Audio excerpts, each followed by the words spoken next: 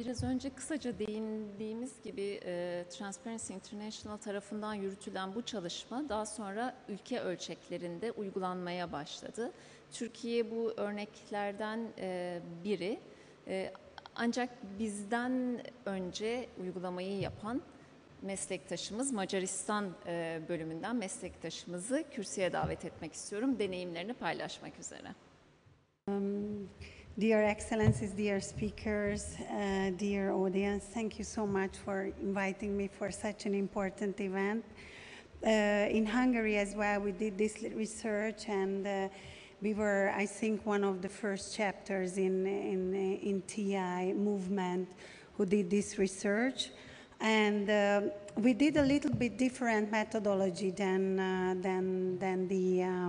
the international and as well as your methodology, because we picked the top 50 companies in Hungary, and we revised the methodology. So we picked 16 very important sectors, and we measured the first 3 companies in each sector.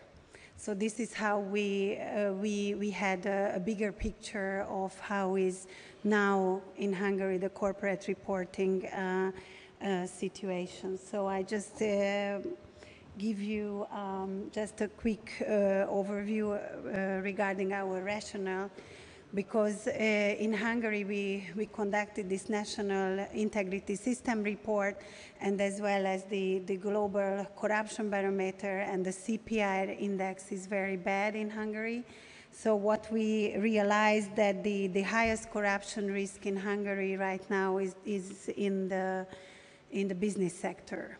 So there is a very close relation as well with the political parties, of course. So for us, it was very important to start this research and to see and to get a snapshot how within these 16 sectors, how the companies are reporting their anti-corruption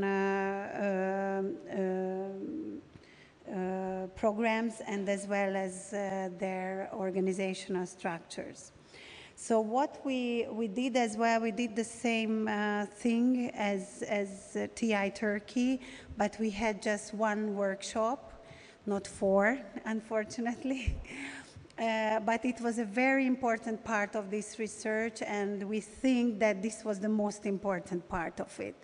Because to do the desk research, it's important, but to start a communication with companies and try to involve them and try to show them why it is important to report is the major part of this research. And I will show you some figures that companies with whom we had this closed communication, they ranked higher than companies who were not active with us in this research. So this is very important to point out that this is not an audit. So as well as we did not check the correctness of the data, this is important because Transparency International is not liable for the data, the disclosed data. So it was just a data collection, not an audit. But what we did, as I already mentioned to you, that we did the evaluation by 3 dimensions. I don't want to once again describe this, because already Oya, she told you we followed the same evaluation process. But the results were quite interesting, because sorry for some Hungarian companies' names, but what was important that the average result was out of 100%. It was like 45%. So it means the companies, they were they half reported their anti-corruption programs. And what was important that basically 2 sectors were very active and disclose the most important informations on their anti-corruption programs.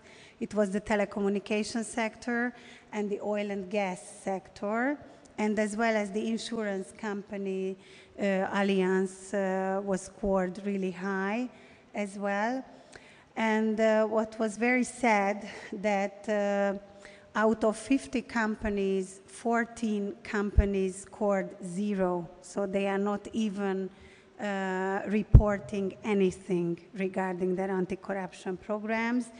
And it's mainly the retail sector, so Tesco, Lidl, Spar, companies like this, and the auto manufacturer sector. Why it is very interesting in Hungary, because Hungary right now is a kind of hub for auto manufacturer companies.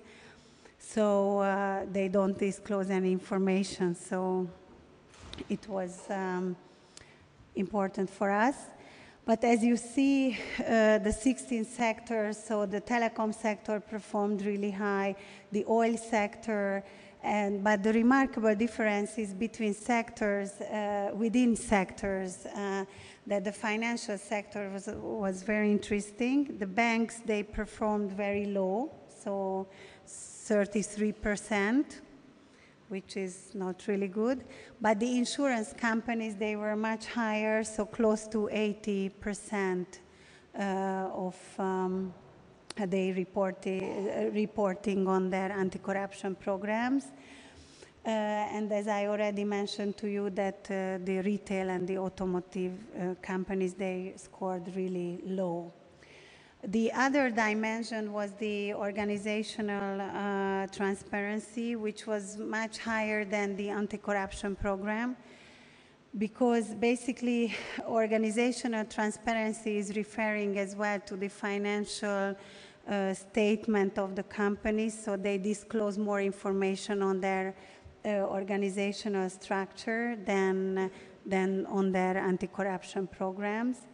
So if you see as well, some banks performed like Erste and KGB as well, they performed very high on organizational transparency, but on their anti-corruption programs, they scored like 30%, so not 100.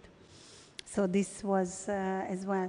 The third dimension, in case of Hungary, it was not significant. So basically, we didn't put it in the ranking. This third dimension, the country-by-country reporting, because just 9 companies was relevant to this to their cross-border activities. The other 41 companies, they were based in Hungary and they had no cross-border activities.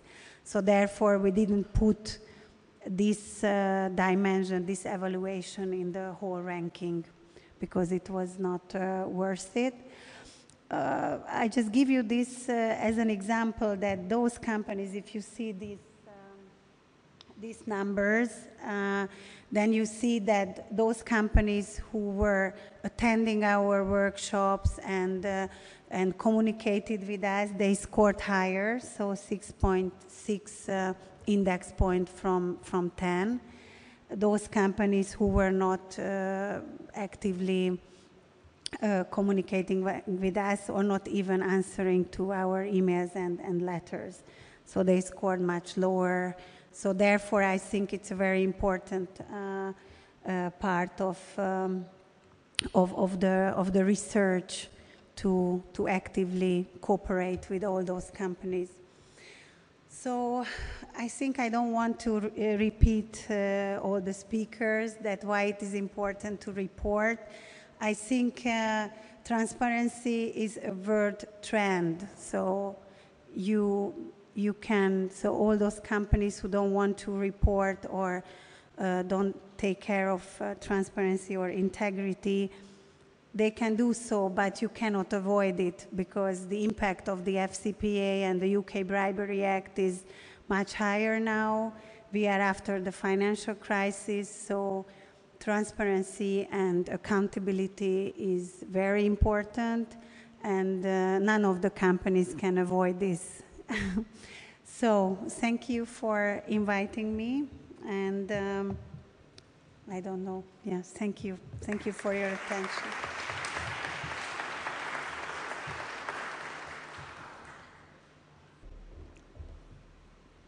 Thank you very much.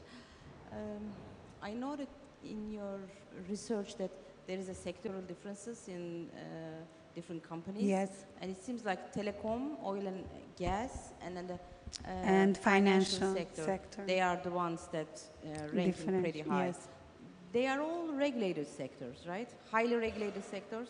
So that must be one of the reasons. Yes. Very strictly regulated. And then the second question is that have you also looked at the governmental companies, and what is the difference between those? As well. So the differences between the sectors, they are highly regulated, like telecom and oil and gas, and as well as financial sectors. But what we saw that within oil and gas, the gas sector is basically, so it's a state-owned sector. And therefore, their reporting was much lower than the oil sector, which was more a private sector. And as well as they were at the stock exchange, so publicly listed companies, they have different rules. But the state-owned companies like gas industry or as well as utilities, they were not disclosing information. So this is why the differences are within sectors, and with the financial sector as well, we realized that that state-owned companies are not really active in reporting.